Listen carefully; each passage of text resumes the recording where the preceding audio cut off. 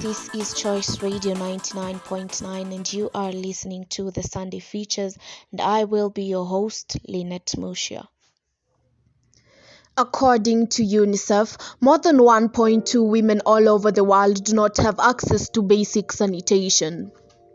For many young girls in Kenya, properly managing a menstruation cycle with adequate sanitary products is a luxury. Roughly 1 million Kenyan girls miss out on education each month because they are unable to afford menstrual products. Girls and women are unable to work or participate in education for days due to lack of sanitary pads.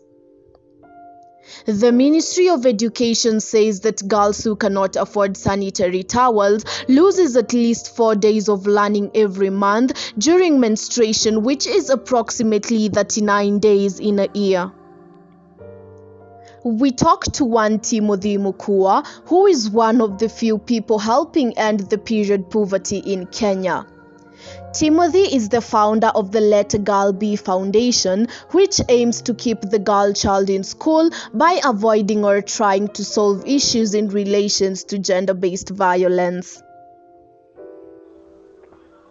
I would define period poverty as the lack of access to sanitary products due to financial constraints. This is a global issue. Me here. My name is Timothy Mukua. I would call myself a young leader, born and raised in Laikipia County, accounts. So that I say I'm an accountant by training and also by practicing So we run a foundation, or rather an initiative in Kenya called Let Girl Be, and one of its objective is to end period poverty. So we run an end period poverty campaign in Kenya. Started way back in 2018. We did our first event in Rumuruti, which was a success. We met around 30 girls, had a time with them, and shared a couple of stories with them. Our goal is to adopt 5 counties in Kenya. And in those 5 counties, we would love to have sessions with girls as young as they are in class 6 once they start their adolescent stages. Work with them, have a session with them, grow with them, up to points in which we feel that they can stand on their own. And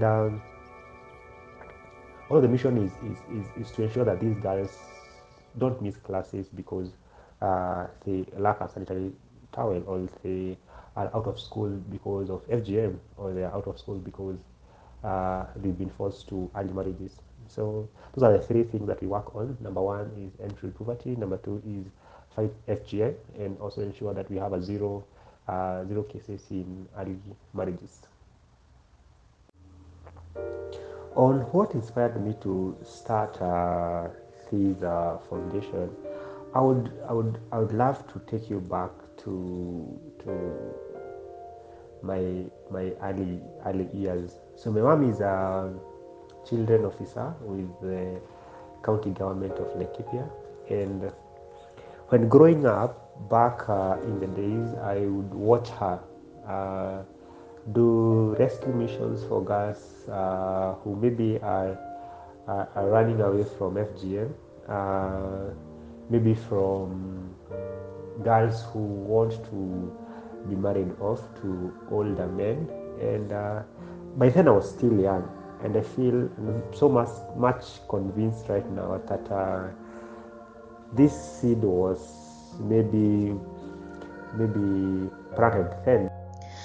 Research shows that 65% of Kenyan women and girls are unable to afford basic sanitary pads. This is a serious problem and one that makes girls vulnerable to exploitation. As a consequence, girls often rely on men in their lives for period products, and some of the men demand for sex in return for buying them sanitary pads. Listening to a local radio, and I heard of girls who used to trade sex for sanitary towels in the slums in Nairobi, and that got me thinking, and have got a better part of me that very day. so it's happening in Nairobi, what's happening back at home. And I remember it was around in October, and by the end of that month, I had figured out on fact-finding mission in Laikipia, and true to the words, the situation was worse back at home, and that led me to talk to a few guys and did the first event. And since 28th of November 2018, we have never looked back. We have been doing this over and over again. Many girls and women cannot afford menstrual materials due to the tampon tax. Although some countries around the world have lifted the tax, it still becomes expensive for people earning low income, leaving them torn between purchasing food or menstrual supplies, thus sourcing for alternatives like rags, sawdust, tissue papers, towels, etc. So far, the progress has been really encouraging. We've been able to reach to 4 counties. That is Kiambu. In Kiambu, we have done 2 schools around Thika, and we also went to Maranga County, did another school. We've been to Kirinyaga County, where we did 1 school, and also Laikipia County, where we've been adopted girls in 2 villages in Laikipia, in a town called Rumuruti. So far we've been able to reach over and above 1,000 girls in.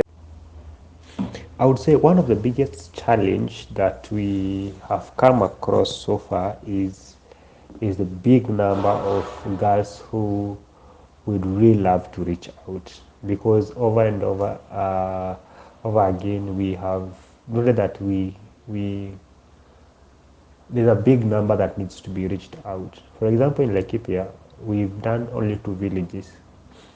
As a man on speaking about sanitary awareness and MHM, menstrual health management, the question always arises is why are you doing this? Like, why are you doing the past drive, and you're a man and you don't know, you don't know much about. So on every man doing end period poverty campaign, it's a big shout out. It's a bravo and a kudos to all of you. Let Her Be Foundation is not only aiming at distributing pads, but also educating the people on their menstrual hygiene, advocating on gender-based violence issues against girls, and empowering them through mentorships. We are in need of mentors, people who would devote their time, come join the campaign. We not only meet we not only meet the need for the end to poverty. We also want to paint a picture in the minds of these young girls of telling our stories, sharing our stories with them, showing them that it's possible.